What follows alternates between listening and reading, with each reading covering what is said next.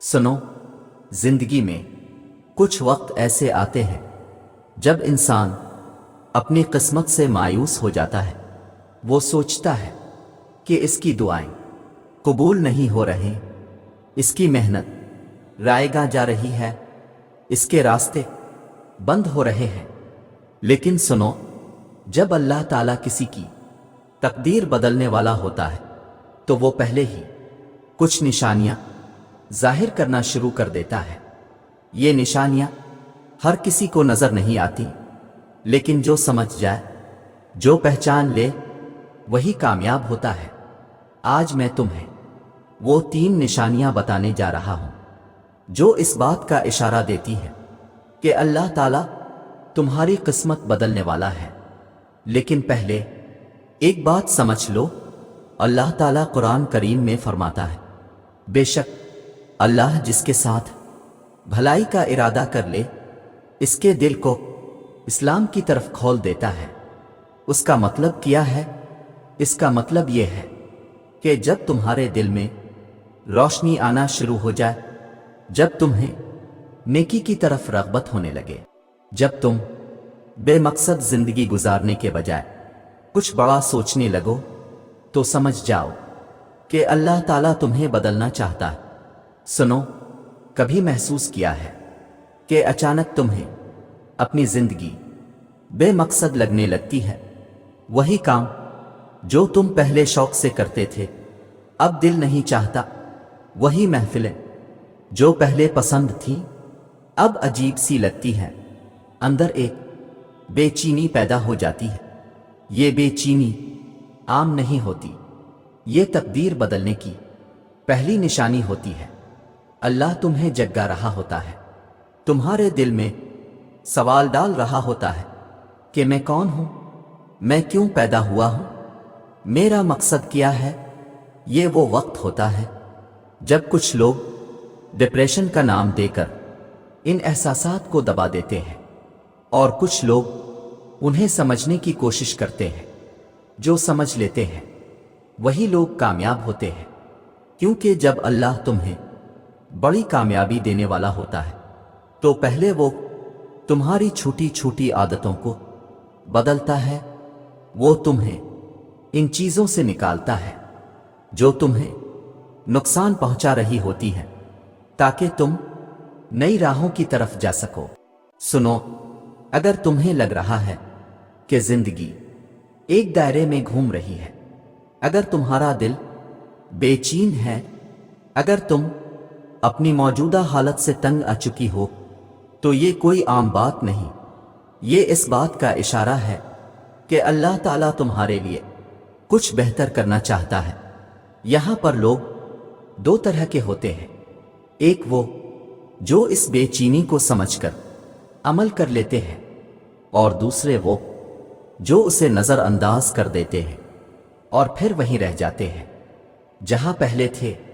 یاد رکھو، یہ نشانیاں صرف کامیابی کے لیے نہیں ہوتی، بلکہ زندگی کی ہر پریشانی، ہر آزمائش، ہر تکلیف اور ہر صبر کے آخری درجے پر پہنچ جانے والے بندے کے لیے بھی ایک پیغام ہوتی ہے۔ کبھی ایسا ہوا ہے کہ تم نے ہر ممکن کوشش کر لی، ہر دروازہ کھٹکھٹا لیا، ہر راستہ اپنا لیا، لیکن پھر بھی کوئی راستہ کھلنے کا نام نہیں لے رہا؟ کبھی ایسا لگا ہے کہ تمہاری دعائیں عرش تک پہنچ ہی نہیں رہے؟ تمہیں لگنے لگا ہو شاید اللہ نے تمہیں نظر انداز کر دیا ہے۔ یاد رکھو، اللہ کسی کو نظر انداز نہیں کرتا، بلکہ جب وہ کسی کو بڑی آزمائش میں ڈالتا ہے تو وہیں اس کے مقدر میں ایک بڑی تبدیلی لکھی جا رہی ہوتی ہے۔ مگر مسئلہ یہ ہے کہ زیادہ تر لوگ صبر کے آخری مقام تک پہنچنے سے پہلے ہمت ہار دیتے ہیں۔ وہ سمجھتے ہیں کہ بس اب کچھ نہیں ہو سکتا، لیکن وہ نہیں جانتے کہ اللہ کا نظام کچھ اور ہی چل رہا ہوتا ہے۔ اللہ تعالیٰ قرآن میں فرماتے ہیں، اور ہم ضرور تمہیں آزمائیں گے، کچھ خوف، بھوک، مال، جانوں اور پھلوں کی کمی سے، اور صبر کرنے والوں کو خوشخبری دے دو۔ یہ آیت صرف الفاظ نہیں بلکہ ایک اصول ہے۔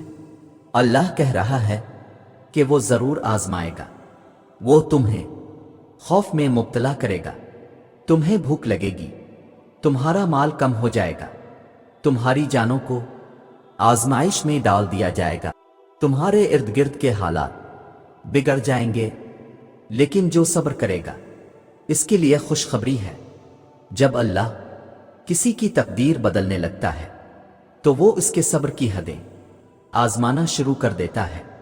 یاد رکھو، بڑے فیصلے آسان نہیں ہوتے، بڑی تبدیلیاں یوں ہی نہیں آتی۔ جب اللہ کسی کو کچھ بڑا دینے لگتا ہے تو پہلے اسے چھوٹی چھوٹی چیزوں سے محروم کر دیتا ہے تاکہ وہ بڑا حاصل کرنے کے قابل ہو جائے۔ تمہیں ایسے حالات میں ڈال دیا جائے گا جہاں تمہارے دل میں سوال اٹھیں گے، یا اللہ، میں نے کسی کا کیا بگاڑا تھا؟ یا اللہ، میری دعائیں کیوں قبول نہیں ہو رہے؟ یا اللہ، میں نے تو تیرا راستہ اپنایا تھا، پھر میرے ساتھ یہ سب کیوں ہو رہا ہے؟ یہ وہ وقت ہوتا ہے جب شیطان تمہارے دل میں وسوسے ڈالنے لگتا ہے، تمہیں مایوس کرنے لگتا ہے، لیکن جو بندہ ان وسوسوں کے باوجود صبر کر لیتا ہے وہی کامیاب ہوتا ہے۔ دیکھو، حضرت یوسف علیہ السلام کو قید میں ڈالا گیا، ان پر جھوٹے الزامات لگے، اپنے بھی دشمن بن گئے، لیکن انہوں نے صبر کیا۔ حضرت ایوب علیہ السلام کو شدید بیماری میں مبتلا کیا گیا، مال، اولاد، سب کچھ چھین لیا گیا، لیکن انہوں نے صبر کیا۔ نبی کریم صلی اللہ علیہ وآلہ وسلم کو مکہ میں سخت ترین آزمائشوں سے گزرنا پڑا۔ طائف میں پتھر مارے گئے، اپنوں نے دھوکہ دیا، لیکن اب صلی اللہ علیہ وآلہ وسلم نے صبر کیا۔ یہی راز ہے، جب تم دیکھو کہ تمہاری آزمائش بڑھتی جا رہی ہے، جب تمہارے صبر کی انتہا ہو رہی ہے، جب ہر چیز تمہارے خلاف جا رہی ہے، تو سمجھ لو کہ اللہ تمہیں کچھ بڑا دینے والا ہے۔ اگر تم نے یہ صبر کر لیا، اگر تم نے اپنے رب پر یقین قائم رکھا، اگر تم نے ہمت نہ ہاری، تو وہ وقت آئے گا جب تمہاری زندگی بدل جائے گی۔ اللہ تعالیٰ قرآن میں فرماتا ہے، بے شک مشکل کے ساتھ آسانی ہے، یہ آسانی آئے گی، ضرور آئے گی، لیکن اس کے لیے تمہیں اپنی آزمائش کے آخری درجے تک جانا ہوگا۔ سنو، اگر آج تمہارے لیے حالات سخت ہو رہے ہیں، اگر تمہاری مشکلات بڑھ رہی ہیں، اگر تمہارا صبر آزمایا جا رہا ہے، تو گھبراؤ مت۔ یہ اللہ کی دوسری نشانی ہے کہ وہ تمہیں کسی بڑی تبدیلی کے لیے تیار کر رہا ہے۔ دیکھو، اگر تمہارے ساتھ ہر چیز الٹی ہو رہی ہے، اگر تمہارے راستے بند ہو رہے ہیں، اگر تمہاری دعائیں قبول نہیں ہو رہے، اگر تمہاری آزمائشیں طویل ہوتی جا رہی ہیں، تو گھبراؤ مت۔ اللہ جب کسی کی تقدیر بدلنے والا ہوتا ہے تو وہ آزمائشوں کا سلسلہ اس وقت تک جاری رکھتا ہے جب تک بندہ مکمل طور پر تیار نہ ہو جائے۔